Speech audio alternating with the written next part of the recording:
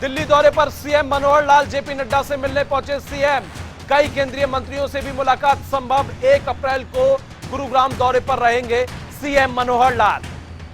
तो दिल्ली दौरे पर हरियाणा के सीएम मनोहर लाल, कई केंद्रीय मंत्रियों से मुलाकात संभव। इसके साथ ही कल गुरुग्राम दौरे पर रहेंगे सीएम मनोहर लाल। हालांकि सीएम मनोहर लाल का दिल्ली दौरे पर है। इसके साथ ही सीएम मनोहर लाल ने जेपी नड्डा से मुलाकात की।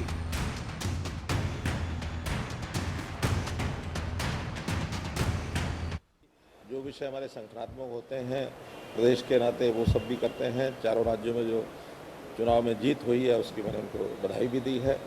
और इसी प्रकार से जो बजट जो हमारा सेशन था, बजट के सेशन में कई भी सारी जानकारियां जो है उनको मैंने बताई हैं कि हमारी बजट की विशेष उल्लेखनीय जो बातें थी उनसे साझा की हैं।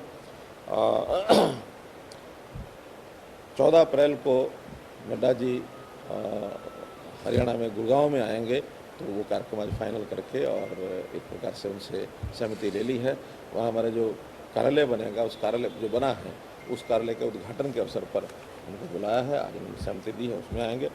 और विशेष तौर पर एक कार्यक्रम अभी स्पेशली चैलेंज्ड जो डिसेबल्ड व्यक्ति हैं, बच्चे हैं, उनके कार्यक्रम हरियाणा में 3 जगह पर हो रहे हैं। उसकी भी चर्चा उसमें साथ में मल्लिका नड्डा जी भी, उनकी जो सहधर्मिणी हैं, वो भी इसके अंदर रुचि रखती हैं। तो उन्होंने एक ऑर्गेनाइजेशन बनाई है। उस आधार के ऊपर कोविड के बाद ऐसे जो लोग हैं उनको उनकी मेडिकल चेकअप की व्यवस्था, उनको एक प्रकार से आउटिंग किया जाए। तो हरियाणा में 3 बड़े कार्यक्रम होंगे। देश भर में ऐसे वो कार्यक्रम हो रहे हैं। 7 तारीख को पंचकुला होगा, अभी गुड़गांव में भी कार्यक्रम हो रहा है SGT यूनिवर्सिटी के अंदर, उसमें गवर्नर साहब भी आ रहे हैं। तो ऐसे उस कार्यक्रम की चर्चा हुई। मोटे रूप से इस प्रकार की चर्चाएं सारी उनके साथ हुई हैं। एक जानकारी जो आपसे मुझे साझा करनी है कि हरियाणा में पिछले दिनों में खेल कोटा, उसकी जो चर्चा थी वो आज हमने मीटिंग करके उसको सॉल्व किया है कि जो ग्रुप डी में तो 10% का जैसे खेल कोटा है वो बरकरार रहेगा ही। शेष हमने जो पदक लाओ पद पाओ इस प्रकार की नीति पर जो एक कार्यक्रम बनाया था उसके अंदर 3% को ख़त्म किया था। हमें लगता था कि इतनी बड़ी संख्या उसमें ही आ जाएगी, लेकिन वो ग्रुप सी में वो संख्या कम आ रही थी। तो इसलिए हमने ग्रुप सी का वापस जो 3% का कोटा है वो बहाल कर दिया है।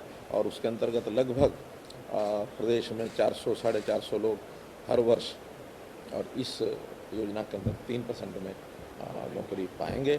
और पहली बार हमने ये भी किया है कि उनसे सिलेक्शन मांगी है कि पूरे ग्रुप सी का जो संख्या होगी वो कौन से डिपार्टमेंट में जाना चाहते हैं, उस हिसाब से हमने पोस्ट के से उनको हटा करके पूरी संख्या, जैसे अगर कोई पुलिस में जाना चाहता है, कोई कांस्टेबल क्लास 3 में तो वो जा सकता है, पावर डिपार्टमेंट में जा सकता है, PTI के जो रैंक फिजिकल एजुकेशन का जो रैंक होता है स्कूलों में एजुकेशन में उसमें जा सकता है, स्पोर्ट्स डिपार्टमेंट में भी वो रह सकता है। तो प्राथमिकता के आधार पर और ये छूट उनको देंगे ताकि वो 3% के कोटे में जहाँ वो जाना चाहे वो जा सकते हैं।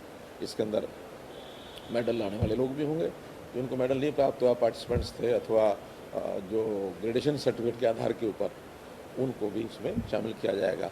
ग्रेडेशन सर्टिफिकेट की बहुत बड़ी शिकायत पहले मिलती रही हमको, उसमें बहुत से केसेस भी हुए हैं।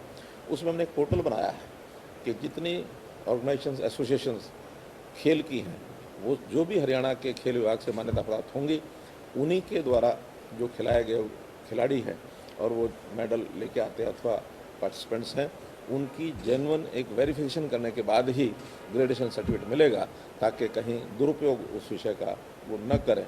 तो इस प्रकार से ये सारी योजना आज हमने दोबारा से इसको लागू कर दी है।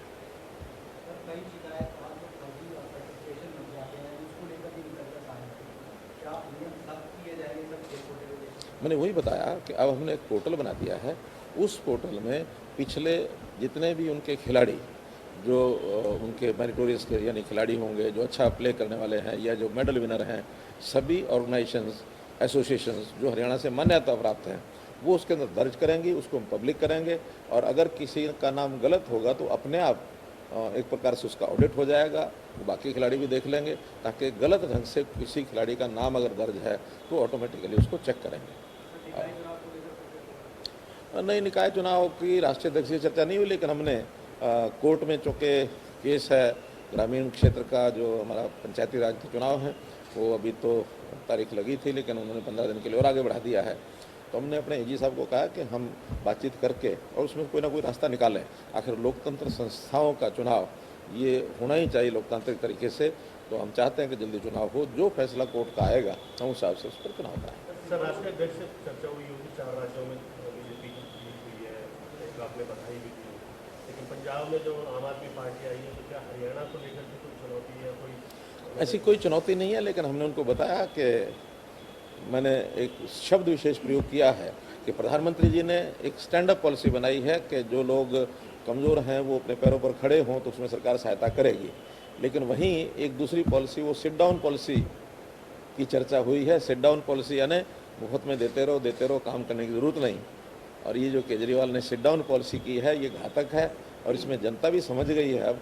और हमने तो अपने हरियाणा में लोगों से एक प्रकार से मैंडेट लेना शुरू किया है। तो लोग कहते हैं कि ये पॉलिसी गलत है कि फ्री दो, इससे लोग लेथार्जिक बन जाएंगे, आलसी बन जाएंगे और अपने पैरों पर नहीं खड़े हो पाएंगे। तो इसको मैंने उसको सिट डाउन पॉलिसी का नाम दिया। तो स्टैंड अप पॉलिसी को लागू रखेंगे, सिट डाउन पॉलिसी पर हम नहीं जाएंगे। प्रधानमंत्री कल परीक्षा पर चर्चा करने वाले हैं, आप गुड़गांव में ऑनलाइन देश भर में सब लोगों को कहा गया है कि हम लोग उसी घंटे में 11 से 12 बजे तक किसी न किसी एक विद्यालय में रहेंगे और उनके द्वारा जो भी मार्गदर्शन मिलेगा, जो बातें बताई जाएंगी, खास करके